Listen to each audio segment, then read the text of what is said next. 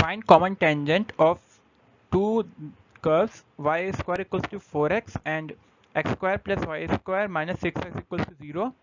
So first option is y equals to x plus 3, second is y equals to x by root 3 minus root 3, y equals to x minus 3, or y equals to x upon root 3 plus root 3. So equation of tangent to the parabola y square equals to 4x is y equals to mx plus 1 by m. That will be m square x minus my plus 1 equals to 0. This is also tangent to x square plus y square minus 6x equals to 0. So that is 3m square plus 1 upon under root of m to the power 4 plus m square to the whole modulus is equal to 3. So after solving this equation, 9m to the power 4 plus 1 plus 6m square equals to 9m to the power 4 plus 9m square.